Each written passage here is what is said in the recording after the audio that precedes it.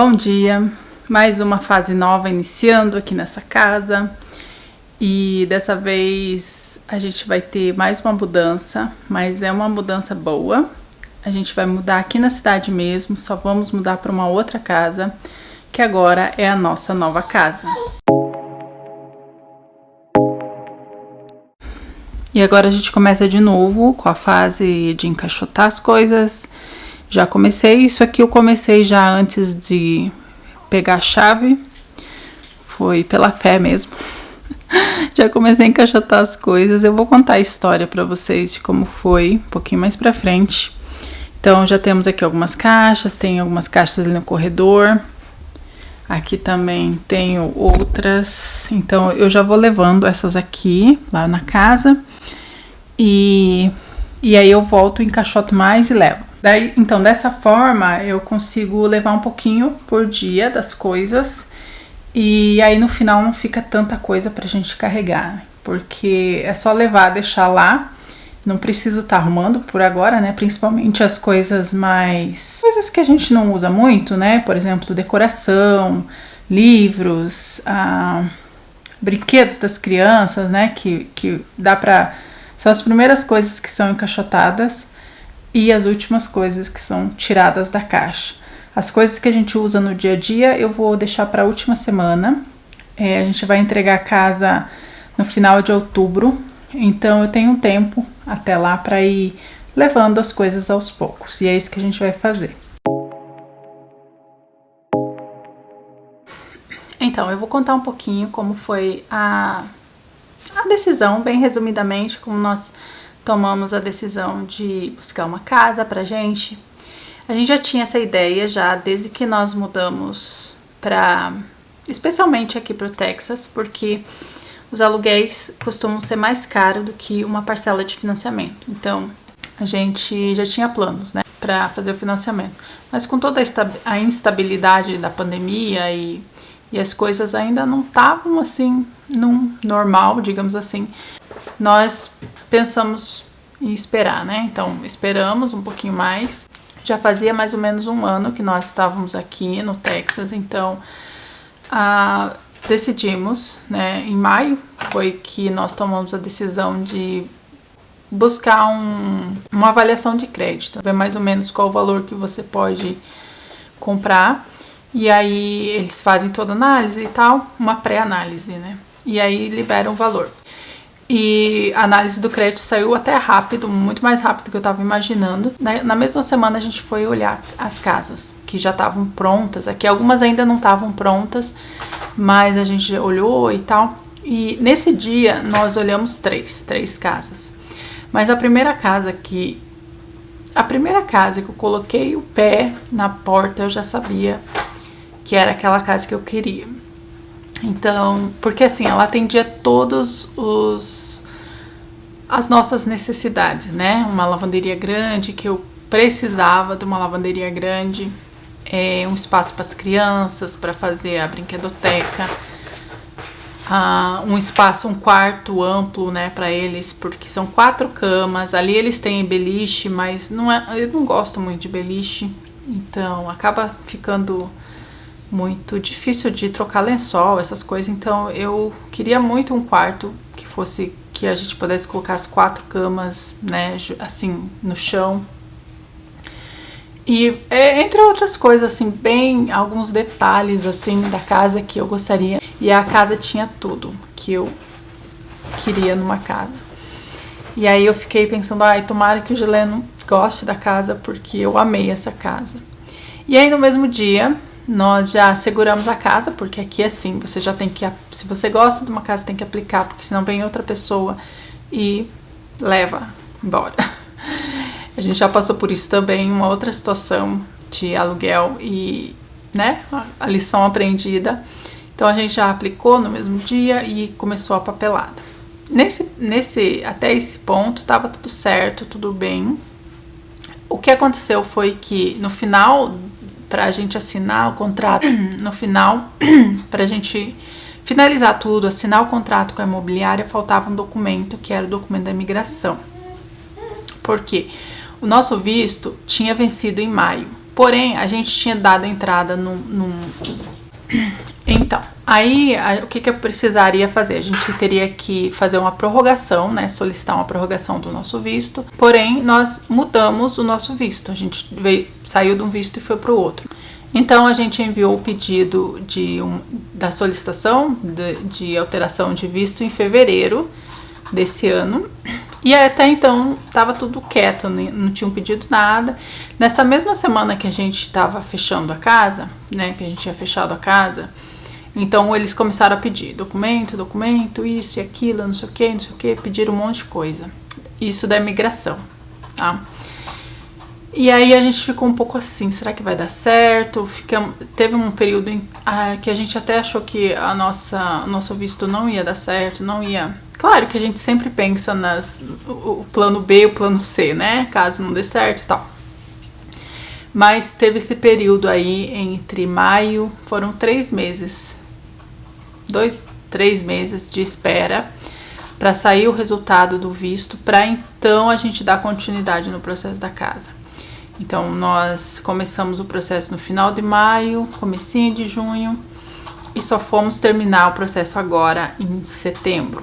Então, foi um período de espera, né? Um período bem difícil, porque você não sabe o que vai acontecer. Pode ser que dê certo, pode ser que não. Claro que as chances de dar errado são pequenas, mas existem. E também, por mais que seja a imigração que dá a última palavra, eles têm também um regime, uma coisa que rege ali a situação, não é uma coisa que vai do humor da pessoa no dia, né? Tô de mau humor, então vou desaprovar aqui. Não é bem assim que funciona. Mas mesmo assim nós ficamos apreensivos, não só com a possibilidade do visto dar errado, mas também com o que ia acontecer, né? De perder a casa, porque era uma casa que a gente queria, tinha tudo que a gente precisava. E aí envolveu toda essa situação de burocracia, documento, espera, né? Ansiedade, e será que vai dar certo, será que não? Mas no final deu tudo certo. Dia 2 de setembro saiu o resultado do visto do chileno, né? O nosso ainda não veio ainda toda a documentação, mas o dele saindo, a gente já conseguiu dar continuidade no processo da casa. E aí essa semana nós pegamos as chaves, em continuidade do processo da mudança.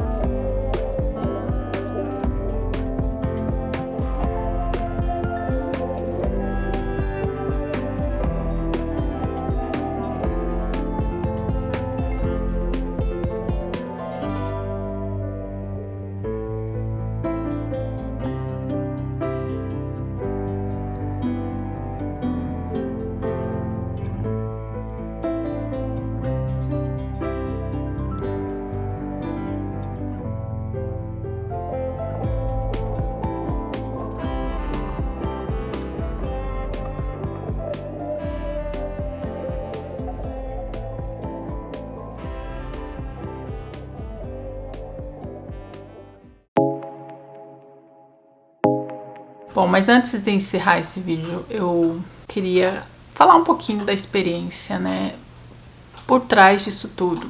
Não é a primeira vez que a gente passa por situações instáveis, né? O começo da pandemia foi bem instável pra gente. Uma hora dessa eu conto um pouquinho melhor essa fase, né? Como que a gente veio parar aqui no Texas e por quê.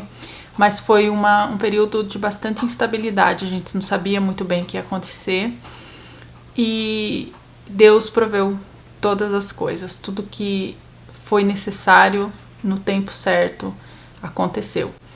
E dessa vez, de novo, entregamos o nosso desejo, os nossos sonhos, e para que Ele nos guie, para que Ele nos direcione e que as coisas aconteçam dentro da vontade dEle.